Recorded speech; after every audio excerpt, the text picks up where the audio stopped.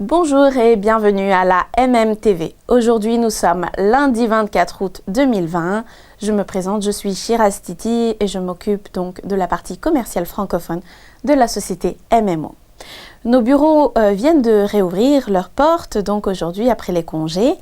Et aujourd'hui, nous vous proposons la suite de la vidéo qui était sortie donc le 3 août 2020. Si vous ne vous en souvenez pas, ce que je vous conseille, c'est d'arrêter tout de suite la vidéo, vous mettez pause, vous revenez sur la vidéo du 3 août, vous la regardez et puis vous suivez donc par la suite par cette vidéo. Aujourd'hui, donc, nous allons parler du buyer agent. Donc, le buyer agent, c'est l'agent immobilier qui s'occupe de la vente du bien. C'est celui qui travaille avec les potentiels acheteurs. Je sais que la plupart d'entre vous ont la double casquette. Donc, vous faites le listing et le buyer agent ensemble. Raison pour laquelle je vous ai conseillé de regarder à nouveau la vidéo du 3 août qui parlait justement de l'emploi du temps d'un listing agent. Donc, je m'adresse maintenant aux buyer agents ou au buyer agent qui est en vous. Comment structurez-vous votre travail? Donc, comment structurez-vous le travail de buyer agent, donc de vendeur?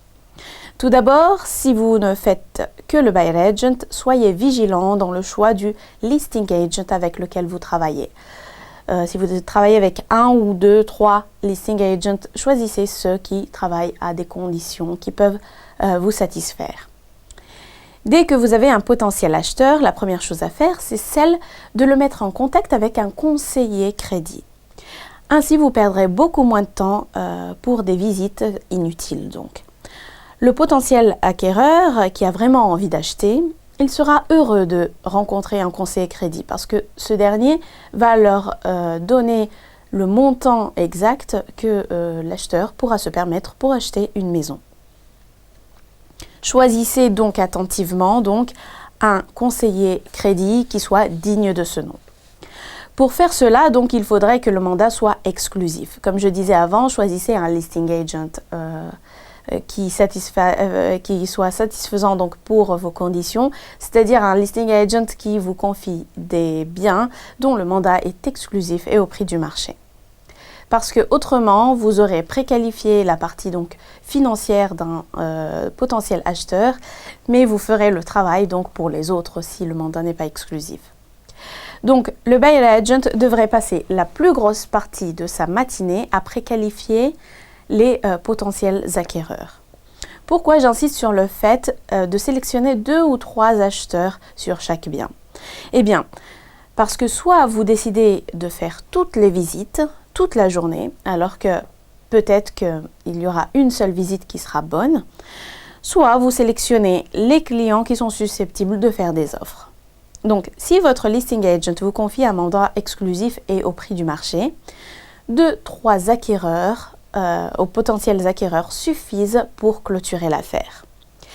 Une fois qu'on connaît donc la situation financière du potentiel acquéreur, on va envoyer un kit d'information, donc adressé à l'acheteur. Dans le kit, on vous conseille de mettre une brève présentation de l'agence et de vous-même. Donc, tout ce que je vais vous énumérer, ça doit être vraiment très bref, sinon ça ne va pas donner envie de lire. Donc, une brève présentation de l'agence ou de vous-même, Une analyse du marché immobilier, surtout de la zone géographique concernée. Une analyse comparative du marché pour démontrer que vous ferez visiter un bien qui est très compétitif, donc intéressant pour le client. Ensuite, vous allez mettre des biens similaires dans le même quartier, village, ville, et comment a réagi le marché face aux différents prix qui ont été proposés. Ensuite, vous pouvez mettre quelques commentaires, donc vos commentaires personnels sur tout cela, votre plan d'action, bien entendu, ce que vous ferez. Ensuite, toute information nécessaire pour que le client puisse formuler une offre.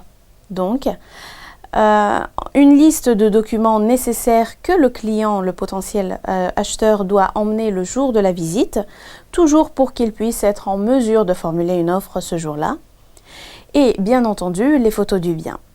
Quand c'est possible, on vous demande également, c'est un plus, mais c'est un gros plus, un lien pour accéder à une vidéo à 360 degrés. parce que ceci permettra de visiter le bien plusieurs fois. Et quand vous rappellerez donc les potentiels acheteurs, seuls ceux qui sont vraiment intéressés voudront visiter le bien physiquement.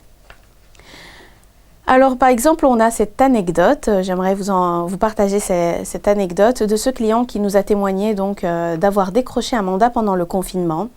Le bien était tellement compétitif qu'il a reçu 52 demandes de visite le jour du déconfinement en fait. Il a reçu toutes ces demandes de visite, donc 52 demandes de visite. Il les a passées à son conseiller crédit qui en a identifié 25 en mesure d'acheter le bien.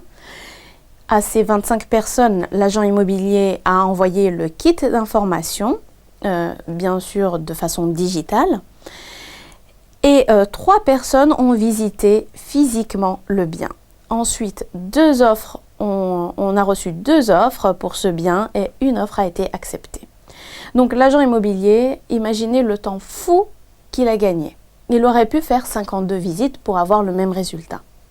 Or, il en a fait 3. Donc l'activité principale, comme je vous disais, du matin, c'est celle de préqualifier les potentiels acquéreurs. L'après-midi, c'est celle de fixer des rendez-vous de visite justement avec les potentiels acquéreurs. Et si vous n'avez pas de visite à faire, ce qu'on vous conseille, c'est de chercher des listing agents pour avoir d'autres biens à présenter au marché. Si vous avez la double casquette, encore une fois, prospecter pour avoir plus de rendez-vous de prise de mandat, pour décrocher plus de mandats et avoir des biens à faire visiter. Avant de vous quitter, j'aimerais vous rappeler qu'on a organisé un séminaire, le Make More Money, qui aura lieu du 22 au 24 septembre donc 2020. Ce sera une formation en ligne, toujours vu les circonstances. N'hésitez pas à nous contacter pour avoir plus d'informations. Et puis, nous vous donnerons également, si vous êtes intéressé, des informations sur les dates de Prospecting Challenge.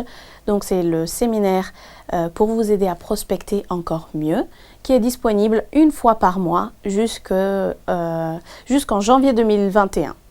Voilà, je vous remercie pour votre écoute et à la semaine prochaine.